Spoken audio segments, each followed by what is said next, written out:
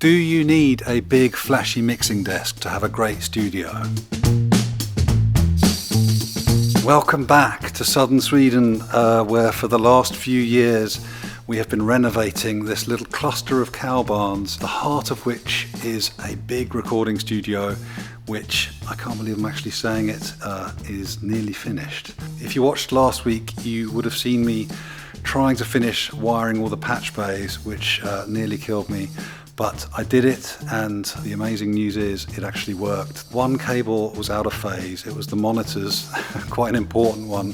So one of the speakers was out of phase with the other, and as soon as I switched it all on, it sounded completely insane, like the sound was coming out of my head or something. This week we had some friends over from Berlin, some amazing musicians, and we thought we would put the studio through its paces, explore as much as we could, try different things, and see if we can iron out any more little bugs or gremlins in the system.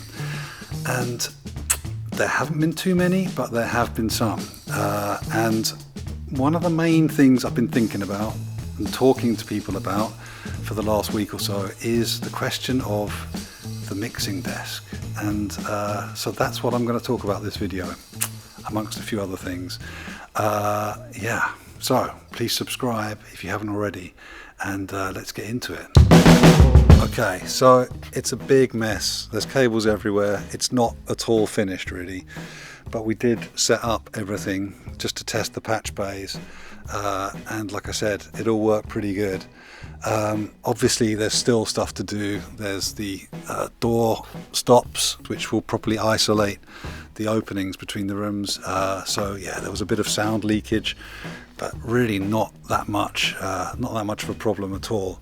We set the drums up in the booth just to test how this room sounded, because we finished the ceiling baffles on Monday morning, and yeah, sounds totally killer, like really great. The wall boxes need finishing. I have no gobos. I had to kind of jerry rig some gobos. Anyway, lots left to do, but the thing that I've been thinking about all week is this is a big studio. This is like a very cool, impressive, like proper studio, and yeah, it's starting to bug me, like my desk. My little baby, I love it so much, the little Studer. It's so cool, and I drove all the way to Paris to buy it in 2017, and it sounds amazing, and it is a proper little desk. But is it enough? What does enough mean? I guess I started out when I was 14 or 15 with a little cassette 4-track, and literally the whole thing has just very naturally evolved from there. I've just bought more and more bits of gear over the years as I earned money. I've just bought more stuff, and I never really kind of thought of myself as being like a proper studio owner. I just built studios so that I could work in them, and people would come and work with me because they wanted to work with me, and I just happened to have some cool stuff which kept growing more and more, and I got more and more cool stuff. But I always like to kind of think that it was me that they wanted to work with, and it just so happened that I had a studio. Maybe I'm imagining that, I don't know. But I feel like that was kind of the case. And even in Berlin, I built this kind of fairly big, fancy-ish studio. But even there, I still kind of thought of this place, it's just my lab. It's just where I work, and people come here to work with me. And somehow I kind of thought that this was going to be the same. I thought, yeah, we'll just build a slightly bigger version in Sweden, and we will actually own it. We won't have to move out because our landlord's causing trouble or whatever, you know. But now that we've kind of nearly built it, I'm sort of realizing that it's actually possibly a bit of a different beast than what I originally imagined. I don't know. I think the other thing with how I've worked traditionally is, again, it kind of usually needs me to be here, you know, like that's the issue, or that's one of the characteristics of that approach, you know, is that if the studio is being used, then it's probably me that's using it or involved in using it. The more I talk about this, the more I kind of see the writing on the wall, Because, yeah, I was talking to a friend in London who has a big studio, and he said one of his biggest money makers is other people booking the studio without him even being there, bringing their own engineers, and it's just easy money. He doesn't even have to do anything. And he said the reason they do that is because he has a nice big desk. I mean, it's not even that big, it's just a nice kind of posh desk that people know what it is, people know what to expect, and it makes the place seem like a professional recording studio. So there is a difference.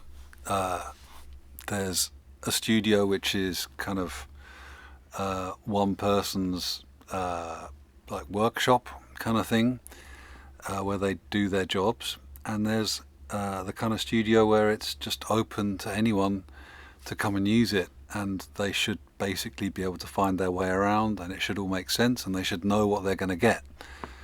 And I guess I have by accident built the second kind of studio, possibly. I think what this week has really taught me is I kind of love the idea of having a proper recording studio. And that sounds kind of crazy, because what else have I been building all these years in this place? But it never really kind of dawned on me until this week that actually I should really try and make this a proper recording studio. And I'll still work here and I'll still use it, but it would be kind of nice to reach for that in terms of the kind of the way I set it up. And it'll still have all of my kind of quirky little touches that people liked in my last studio, things like that.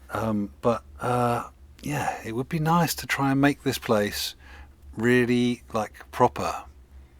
What does proper mean? I guess it means that I need to get a mixing desk, something that will impress people enough just on a list, and they'll be like, yeah, okay, we know what that is, and if that's what's there, then we can go and work there, and it's a no-brainer, because I think we have everything else here. We have incredible surroundings, like the national park is 10 minutes walk up there. We've got beautiful grounds, we've got amazing vegetable gardens.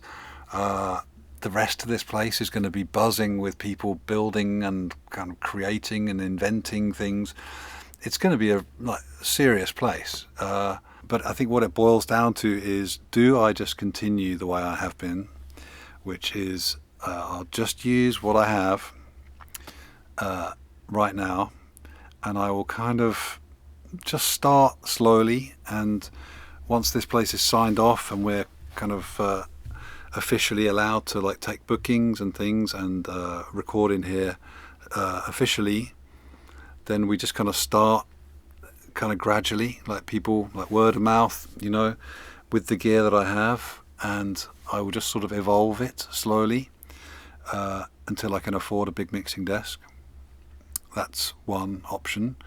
Another option is that I borrow some money and buy a big mixing desk now, and we launch the studio as